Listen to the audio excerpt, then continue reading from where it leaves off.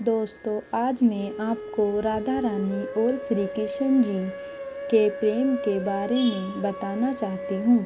ऐसा तो राधा रानी और श्री कृष्ण के प्रेम को शब्दों में व्यक्त करना नामुमकिन है। उनकी व्याख्या करना भी मुश्किल है।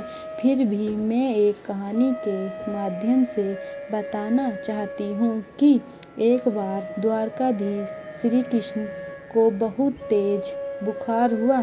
सब रानियां पटरानियां सेवक सेवा में लग गए। बहुत दिन बीत गए पर बुखार कम नहीं हुआ। देवता लोगों को भी चिंता होने लगी। उन्होंने नारद जी को वेद जी के साथ भेजा। वेद जी ने कृष्ण जी की नब्ज देखी और कुछ औषधियाँ लिखी और आगे कहा कि तबीयत पूरी तरह ठीक तभी होगी जब कोई स्त्री अपने चरणों की धूल भगवान के माथे पर लगाएगी।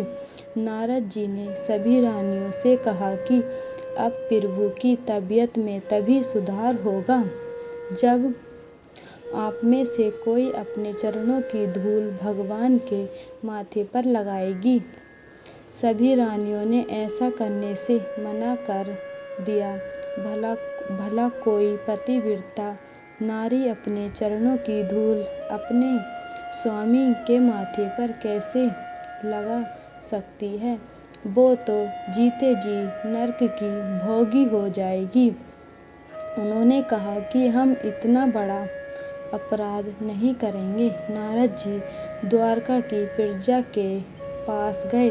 सभी नारियों को ये बताया तो सभी प्रजा की स्त्रियों ने भी ऐसा करने से मना कर दिया। भला कौन भक्त अपने प्रभु, अपने भगवान, अपने स्वामी के माथे पर चरणों की धूल लगाएगी? हम तो जीते जी इस अपराध को करके नरक की भोगी हो जाएंगे।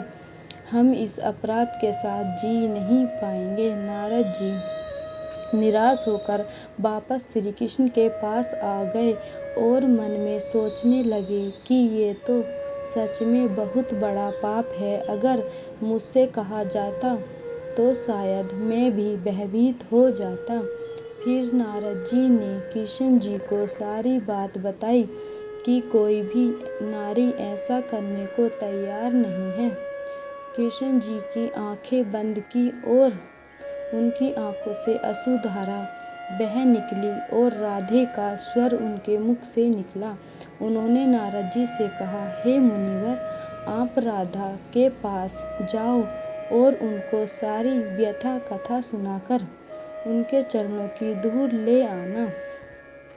श्री कृष्ण जी के कहने पर नारद जी राधा रानी के पास जाने के लिए चल तो दिए, परंतु मार्ग में यही सोचते गए कि जब सबने मना कर दिया तो राधा जी अपने चरणों की धूल क्यों देंगी? वो भी तो पाप की भागी होंगी।